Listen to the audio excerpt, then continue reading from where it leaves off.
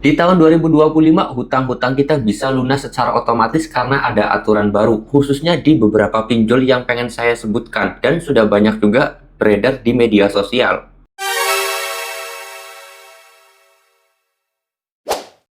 Assalamualaikum warahmatullahi wabarakatuh, teman-teman semuanya. Pada kesempatan video kali ini, saya ingin membahas tentang hutang-hutang pinjol di tahun 2025 bisa lunas secara otomatis. Dan kita nggak usah perlu bayar lagi, hutang kita sudah tidak akan ditagih lagi atau hutang kita itu sudah hilang dan sudah lunas.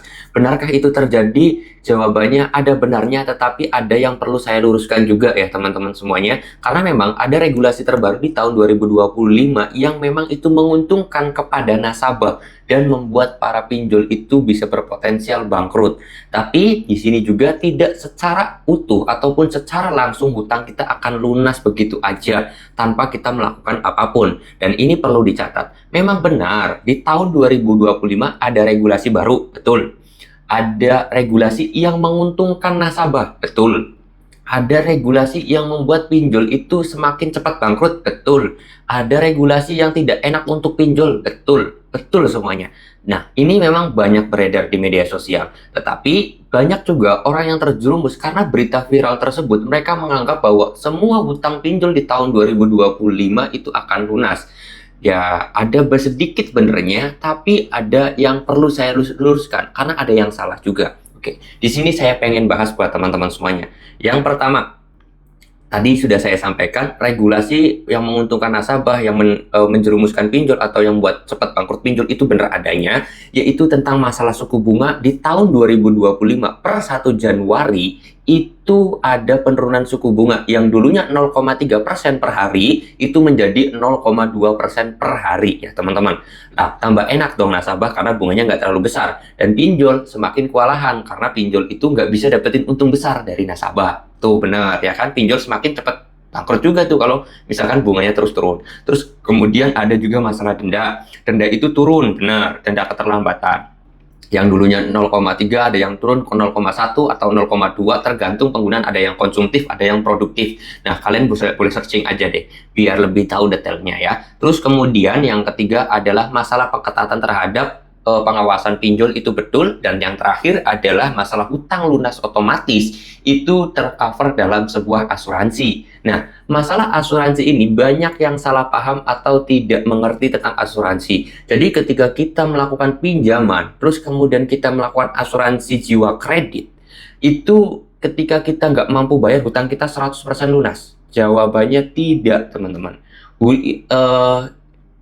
Kita tidak lagi masuk ke dalam blacklist, kita tidak masuk lagi slik OJK, kita tidak akan masuk lagi BI checking, dan kita bisa minjem lagi. Itu tidak seperti itu. Jadi memang benar pihak asuransi akan mengcover itu hutang kita atau pinjaman kita ke pinjol, tetapi tetap nama kita akan jelek dan nama kita akan masuk ke dalam blacklist dan kita tidak bisa melakukan pinjaman lagi.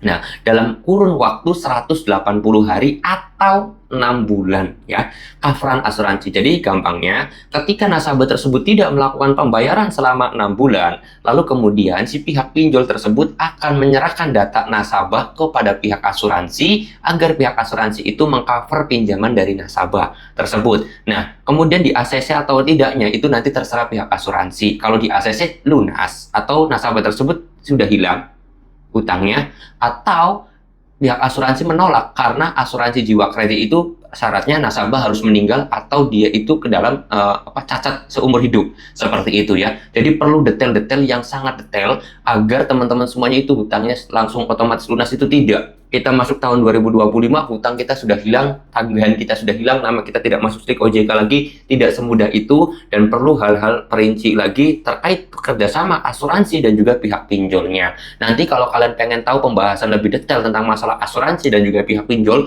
boleh tulis aja di kolom komentar. Next video saya akan bahas lebih detail lagi. Oke, jadi ini gambarannya aja dulu. Masalah hutang lunas otomatis itu tidak semudah itu. Masuk tahun 2025, ikut aturan, hutang lunas otomatis, tidak masuk slik OJK, kita tidak ditagih lagi. Itu nggak seperti itu ya teman-teman. Ada detail yang harus kita jelaskan lagi.